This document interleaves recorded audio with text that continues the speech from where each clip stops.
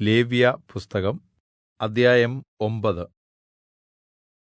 എട്ടാം ദിവസം മോശെ അഹരോനെയും പുത്രന്മാരെയും യിസ്രായേൽ മൂപ്പന്മാരെയും വിളിച്ച് അഹരോനോട് പറഞ്ഞത് എന്തെന്നാൽ, നീ പാപയാഗത്തിനായി ഊനമില്ലാത്ത ഒരു കാളക്കുട്ടിയെയും ഹോമയാഗത്തിനായി ഊനമില്ലാത്ത ഒരു ആട്ടുകൊറ്റനെയും എടുത്ത് യഹോവയുടെ സന്നിധിയിൽ അർപ്പിക്കണം. എന്നാൽ യിസ്രായേൽ മക്കളോട് നീ പറയേണ്ടത് എന്തെന്നാൽ, യഹോവയുടെ സന്നിധിയിൽ യാഗം കഴിക്കേണ്ടതിന് നിങ്ങൾ പാപയാഗത്തിനായി ഊനമില്ലാത്ത ഒരു കോലാട്ടിൻകുട്ടിയെയും ഹോമയാഗത്തിനായി ഒരു വയസ്സ് പ്രായമുള്ള ഊനമില്ലാത്ത ഒരു കാളക്കുട്ടിയെയും ഒരു വയസ്സ് പ്രായമുള്ള ഊനമില്ലാത്ത ഒരു ചെമ്മരിയാട്ടിൻകുട്ടിയെയും സമാധാനയാഗത്തിനായി ഒരു കാളയെയും ഒരു ചെമ്മരിയാട്ടുകൊറ്റനെയും എണ്ണ ചേർത്ത ഭോജനയാഗത്തെയും എടുക്കുവിൻ.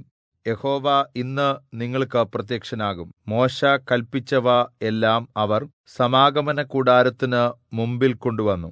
സഭ മുഴുവനും അടുത്തുവന്നു യഹോവയുടെ സന്നിധിയിൽ നിന്നു. അപ്പോൾ മോശെ, നിങ്ങൾ ചെയ്യണമെന്ന് യഹോവ കല്പിച്ച കാര്യം ഇതാകുന്നു. യഹോവയുടെ തേജസ്സ് നിങ്ങൾക്ക് പ്രത്യക്ഷമാകും എന്ന് പറഞ്ഞു.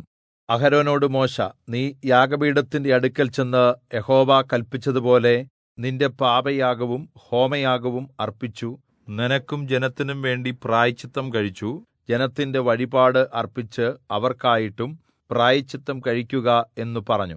അങ്ങനെ അഹരോൻ യാഗപീഠത്തിന്റെ അടുക്കൽ ചെന്നു തനിക്കുവേണ്ടി പാപയാഗത്തിനുള്ള കാളക്കുട്ടിയെ അറുത്തു.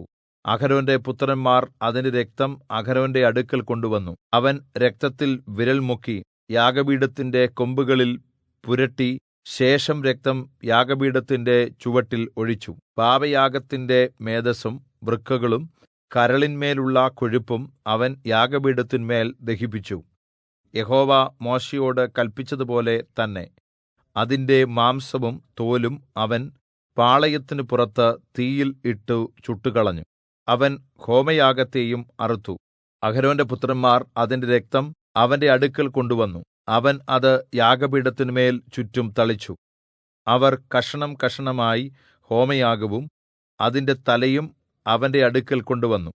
അവൻ അവയെ യാഗപീഠത്തിന്മേൽ ദഹിപ്പിച്ചു. അവൻ അതിന്റെ കുടലും കാലും കഴുകി യാഗപീഠത്തിന്മേൽ ഹോമയാഗത്തിന്മീതെ ദഹിപ്പിച്ചു.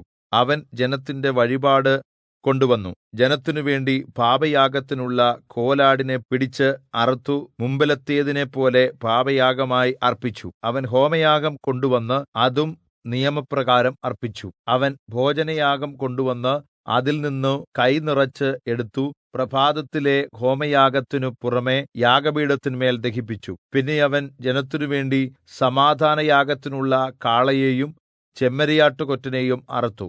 അഹരോന്റെ പുത്രന്മാർ അതിന്റെ രക്തം അവന്റെ അടുക്കൽ കൊണ്ടുവന്നു. അവൻ അത് യാഗപീഠത്തിന്മേൽ ചുറ്റും തളിച്ചു. കാളയുടെയും ആട്ടുകൊറ്റന്റെയും മേദസ്സും തടിച്ച വാലും കുടൽ പൊതിഞ്ഞിരിക്കുന്ന മേദസ്സും വൃക്കകളും കരളിന്മേലുള്ള കൊഴുപ്പും കൊണ്ടുവന്നു. അവർ മേദസ്സ് നെഞ്ചിന്റെ കഷണങ്ങളുടെ മേൽ വെച്ചു. അവൻ മേദസ്സ് യാഗപീഠത്തിന്മേൽ ദഹിപ്പിച്ചു.